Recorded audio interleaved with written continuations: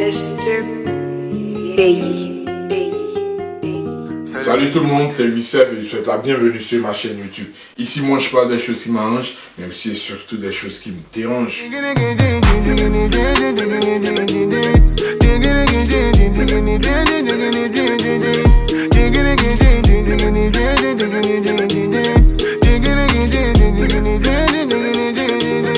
Je veux millions d'euros, millions de vues, je veux ça. Maintenant, attaquons le deuxième dossier. Kiff No Beat. Dislocation ou bien qu'est-ce qui se passe réellement? Vous avez signé à Sony, on a pensé au fait que, bien entendu, votre carrière allait réellement prendre un vrai envol et tout ça, tranquille. Vous allez continuer des feats internationaux, représenter le rap ivoire au-delà des frontières de la Côte d'Ivoire, tranquille. Mais ça n'a pas été le cas. Pire encore, vous êtes en train de vous séparer façon ou bien, mon chien, et vous êtes en train de masquer ça encore.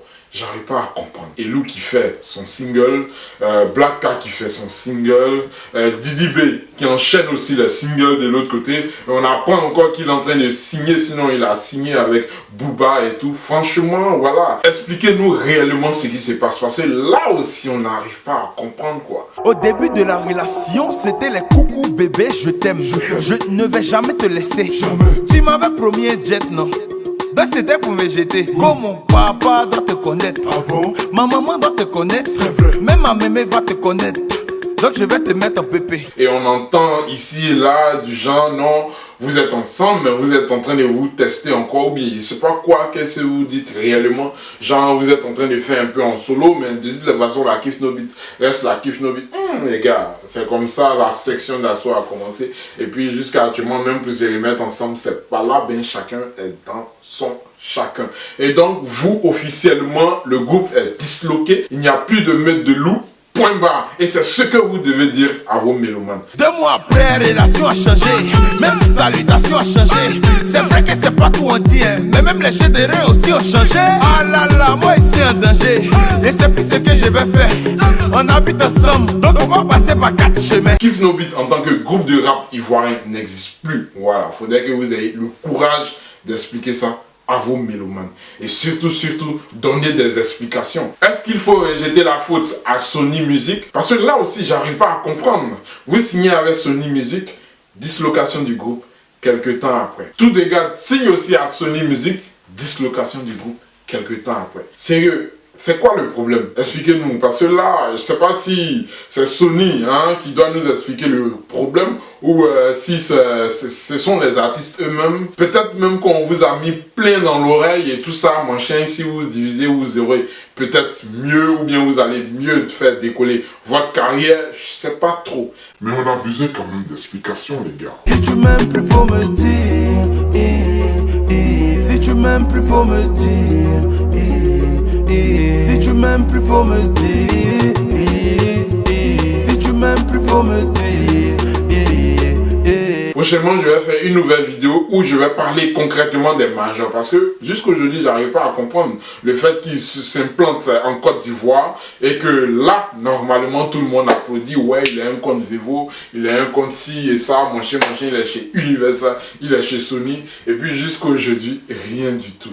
3 ans après, rien du tout. Est-ce que vous êtes venu vous installer en Afrique spécialement pour freiner l'avancée de la musique ivoirienne, de la musique africaine?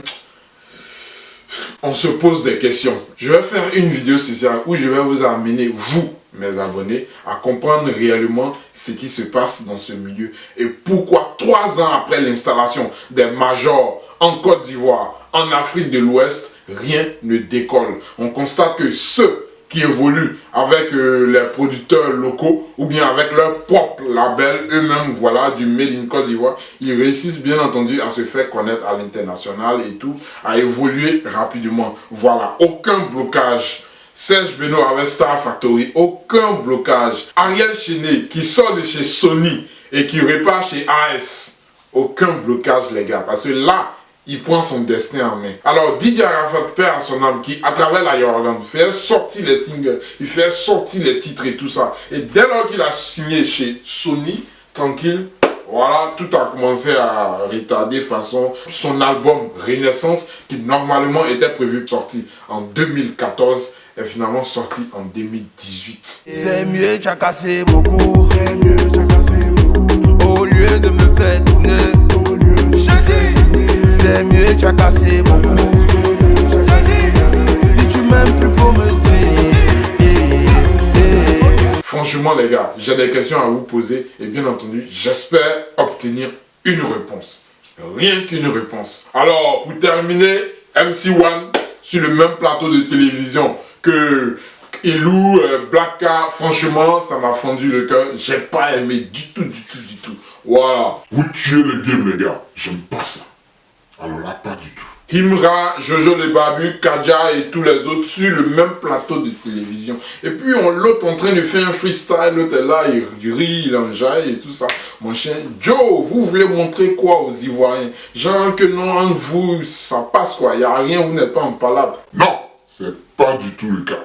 Vous êtes en clash, vous êtes en palabre, vous êtes dans un game. Ne faites pas croire aux Ivoiriens au fait que voilà, il n'y a rien et tout ça, vous êtes des amis. Non, c'est pas vrai les gars. C'est pas vrai. Sinon, comment vous voulez vous imposer dans le rap ivoirien? Et surtout, comment avez-vous prévu vendre quand on sait que entre vous, vous parlez, vous communiquez, vous riez et que dans les chansons, vous lancez des pics, man. Ça frise la plaisanterie au fait. Et moi les gars, ça me dérange.